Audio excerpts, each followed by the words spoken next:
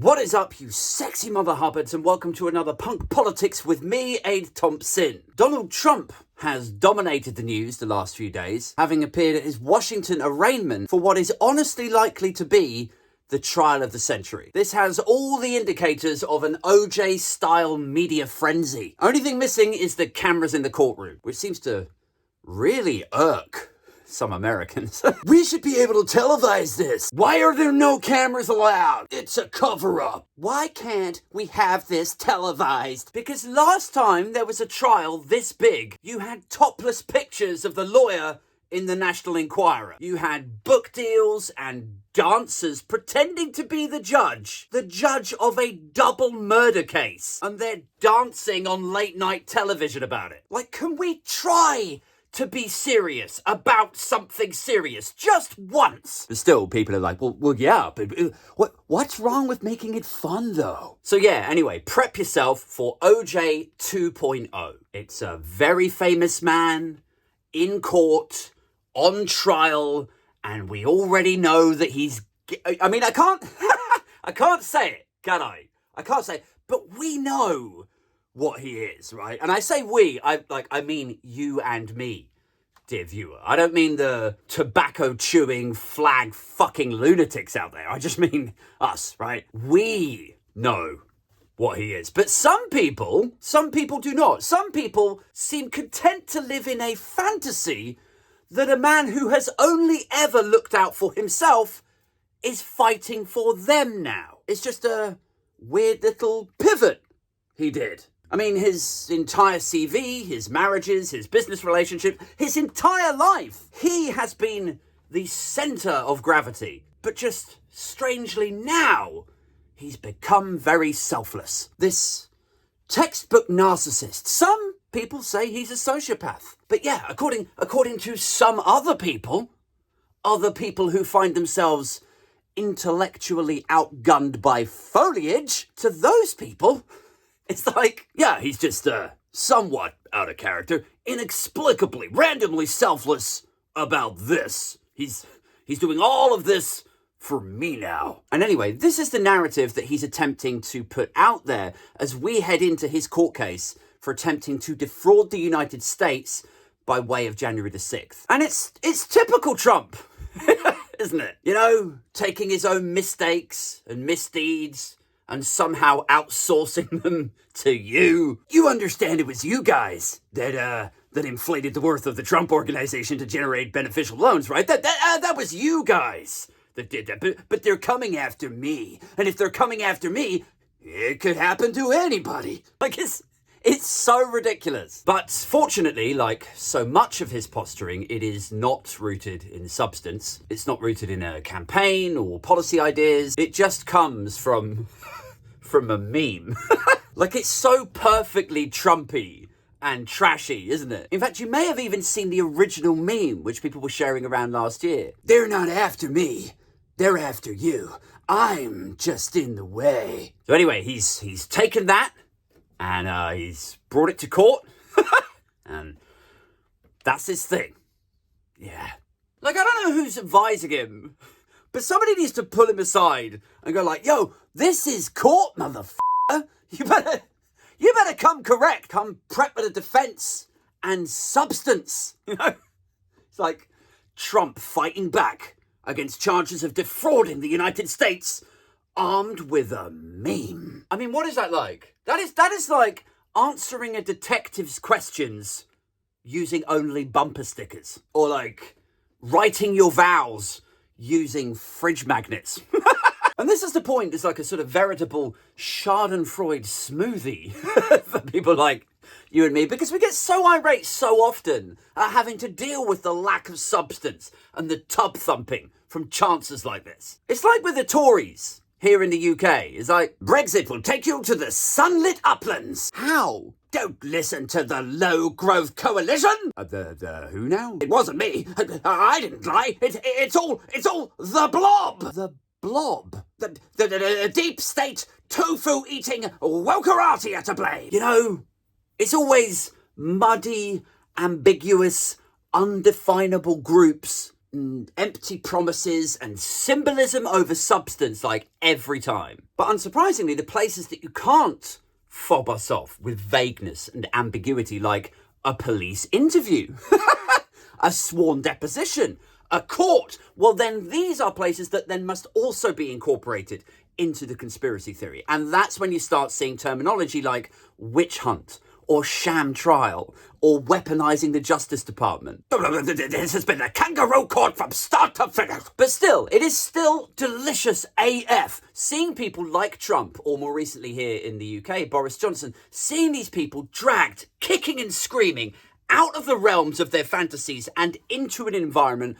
where all the talking leaves the room. You know, all the symbolism and tub thumping is gone, and it's just, you know, what's left then is just like, it's just dates and times and things that people said, and then hopefully a half-intelligent conversation or debate as to whether any of these facts or times or events or behaviours contravene the laws that we've all signed up to. And I'll tell you what makes it even funner for people like you and me. Is like, here is a person in Donald Trump who has grown so accustomed, so used to the cushiest of interviews. Like, Donald Trump's experience of interviews for the last decade has just been him sitting on a sofa on Fox and Friends or Hannity. Well, good morning, Mr. President. Thank you so much for joining us. I've got a bit of a tough question for you. What's your favorite color? To have gone from Tucker and Hannity and probably hand jobs in the green room, to go from that kind of interview to this, you slam him in a seat in a deposition and go, yeah, did you send this email to Joe Smith on January the 5th saying these words? It says, let's storm the Capitol, lol. Did you send that? Well, yeah, but this is America. Free speech. I should be able to say anything I want. Stands up behind the desk, unfurls an American flag, tub thumps, calls the DA a crook. Then you can imagine the lead investigator going like, yeah, okay, great. But sit down. Let's get back to the facts. Did you send this email? So yeah, it is chef's kiss to see them forced to engage with tough questioning in a way that they are so rarely forced to, politically or journalistically. Of course, faced with the options of taking law and order seriously or publicly soiling themselves, a huge chunk of the Republican Party have opted for the latter, framing all of this as weaponization of the justice system, as though talk of jailing your political opponents was a step too far for their delicate, compassionate sensibilities. Yeah. But if I win, I am going to instruct my Attorney General to get a special prosecutor to look into your situation. Like how anyone could come to Trump's defense with that line, you know, oh, come on now, that is too, but you know, investigating political figures, jailing political figures is wrong. When only a few years ago they were getting goosebumps, singing along, lip syncing to lock her up in the arena. Like that is a self-contradictory mindset that is so deep in the Kool-Aid. Like, I honestly wonder how long it'll be before Trump dies and QAnon becomes an actual religion. Anyway, elsewhere, but still in the realms of cognitive dissonance, we're seeing the American right clutch their pearls at the parallels to be observed between what's happening to Donald Trump and what happened to Alexei Navalny over in Russia. Now, Navalny recently had his jail sentence extended by 19 years, supposedly for founding an extremist organization, and that was on top of embezzlement charges. His trials were held in secret, and his protesters, who peacefully marched on Moscow Square, were arrested and detained by Putin's henchmen. Everyone from the European Court of Human Rights to the United Nations have said the last few Russian elections have been highly questionable. Meanwhile, Donald Trump is Donald Trump. Is Donald Trump's trial being held in secret? Did his protesters march peacefully? Is he being held in some solitary confinement jail where even his closest, nearest and dearest can't access him? These are the same things. But still, obviously, you've got Trump fans all over Twitter like, this is just like Navalny. They're trying to silence Trump like they silenced Navalny. Which is fun, because it's like, guys, we better watch out before we turn America into Russia. You know Russia, right? That basket case, failed state, corruption, ground zero, led by a sociopath who our boy Donnie actually loves. Like, fighting fire with fire there, lads. Avoid becoming Putin's Russia by voting in his biggest fan. Real smart. Meanwhile, outside his arraignment, Trump had this to say. This is a very sad day for America. This is a persecution of a political opponent. We can't let this happen in America. Thank you very much, everyone. It's a sad day for America. This is what you have to almost love, you know? It's his commitment to outsource his own legal problems to you. You know, I might have conspired to steal an election. I might have done that under the cover of accusing other people of stealing an election, even though they legitimately won it. I might have incited a murderous riot. I might have pressured my vice president to sack off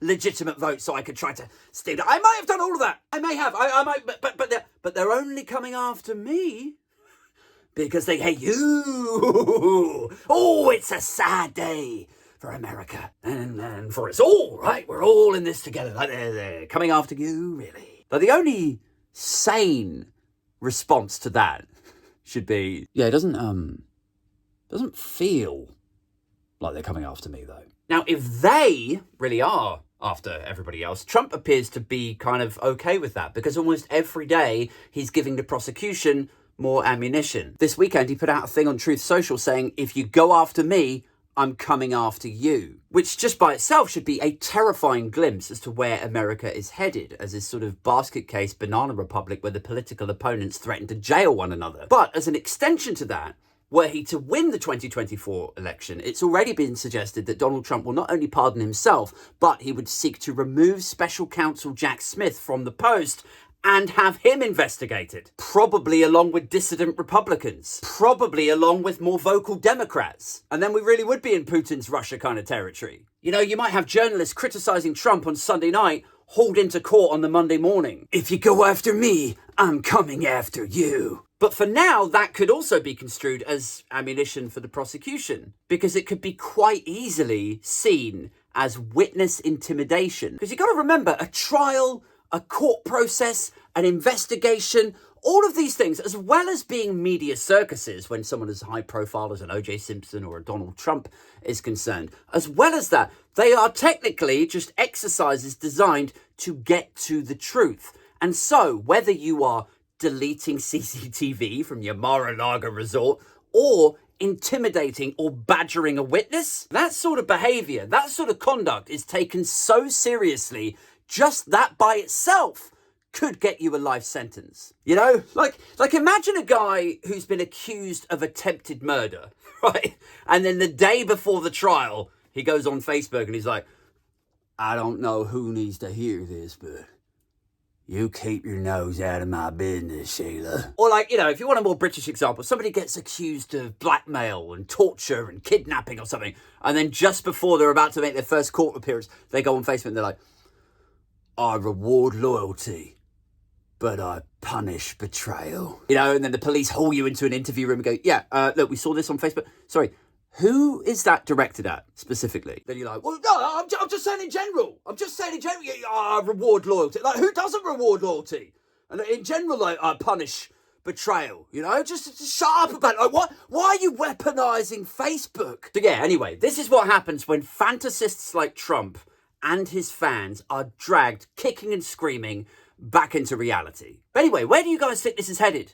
Do you think Trump will be successful in delaying the trial and then just manage to get in the White House, pardon himself, and then wrap all of his adversaries up in legal problems? You know, like take the charges off me and hand them to you. Or do you think he's going to go to jail and the world's greatest democracy will implode into a sinkhole of civil war? Personally, I think it's more likely the latter, but you tell me what you think. Maybe let me know in the comments below. Oh, but if you see any mean-spirited comments, anything that's really mean and sweary and aggressive directed at me, don't worry about it. Don't worry. I'm just taking the heat for you. It's you guys that they hate. I'm just selflessly taking the body shots for you.